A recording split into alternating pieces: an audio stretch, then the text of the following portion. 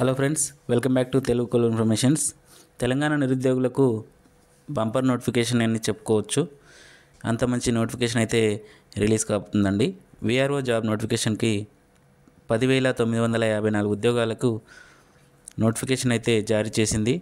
సొంత గ్రామంలోనే మనం ఉద్యోగం కొట్టచ్చు.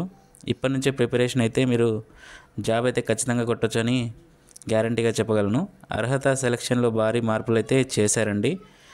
ఇంటర్ పాస్ అంటే సరిపోతుందని, మరికొందరు డిగ్రీ అయితే ఉంటుందని చెప్తున్నారు. అలాగే పాత విఆర్ఓలకు సంబంధించిన డీటెయిల్స్ మరియు మిగతా విషయాలన్నీ ఈ నోటిఫికేషన్లో తెలుసుకుందాము. అలాగే ఒకే ఒక చిన్న రిక్వెస్ట్ అండి, ఇంతవరకు నా ఛానల్ని సబ్స్క్రైబ్ చేసుకున్న వాళ్ళు సబ్స్క్రైబ్ చేసుకోండి. అలాగే లైక్ చేసి మీ ఫ్రెండ్స్కి షేర్ చేయండి, వాళ్ళకి చాలామందికి యూజ్ అవుతుంది.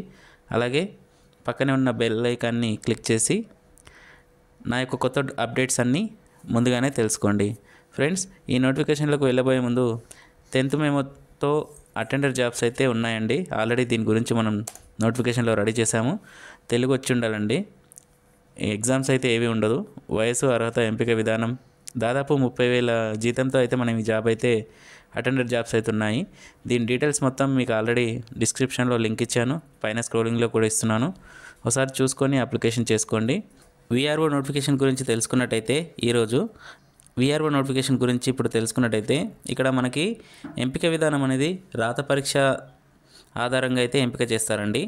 ఇక సిలబస్ అనేది మీరు ముందుగానే అప్డేట్ ఇవ్వడం జరుగుతుంది. Attitude, reasoning, English, general knowledge అయితే వీటి గురించి అయితే అడుగుతుంది. అలాగే ఈ ఎగ్జామ్లో మనం పాస్ అయినట్టయితే మనకి డాక్యుమెంట్ వెరిఫికేషన్ అనేది ఉంటుందండి. అంతే, ఎటువంటి ఇంటర్వ్యూ అయితే ఏది ఉండదు.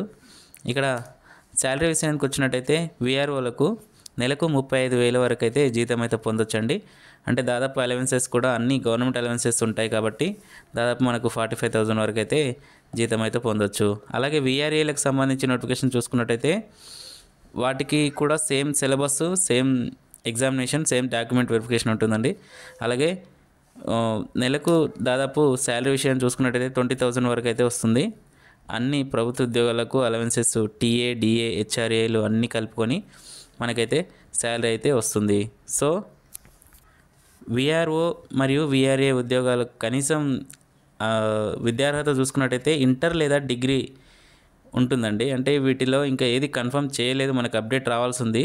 ఈ 2-3 రోజుల్లో వచ్చేస్తుంది. సో మీరు ఖచ్చితంగా ప్రిపేర్ అవ్వండి. మీరు జాబ్ కొడతారని ఆశిస్తున్నాను. ఇంటర్ లేదా డిగ్రీ అర్హతతో దరఖాస్తు చేయొచ్చు. ఎంపిక ప్రక్రియలో ఎన్ని దశలు ఉంటాయి అని చూసుకుంటే రాత పరీక్ష మరియు డాక్యుమెంట్ వెరిఫికేషన్ అయితే ఉంటుందండి. జీతం గురించి ఇంతకుముందు తెలుసుకున్నట్టయితే విఆర్ఓకి వచ్చేసి 35,000, విఆర్ఏకి వచ్చేసి 20,000 అండి.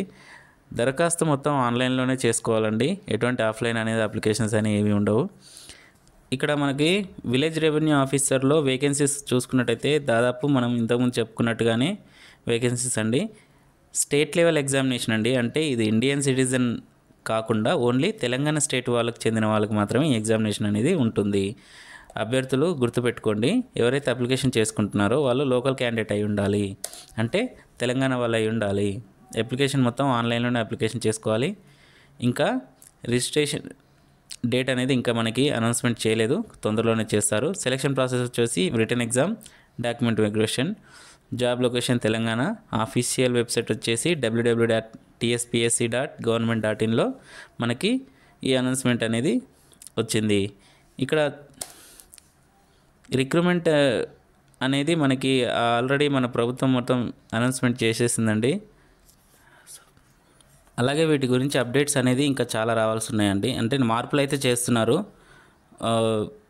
విలేజ్ రెవెన్యూ ఆఫీసర్కి సంబంధించి ఆల్రెడీ పాత విఆర్ఏలకి ప్రమోట్ అవకాశాలు అయితే ఉన్నాయి. అలాగే కొత్త వాళ్ళకు కూడా నోటిఫికేషన్ అయితే జారీ చేశారు, వేకెన్సీస్ అయితే రిలీజ్ చేస్తున్నారు. సో ఈ 2 వేకెన్సీస్కి సంబంధించిన వివరాలు, ఎగ్జామినేషన్ మరియు ఇక్కడ మనకి ఎగ్జామినేషన్ అనేది టోటల్ 2 సబ్జెక్టులు ఉంటాయండి, 2 పేపర్స్.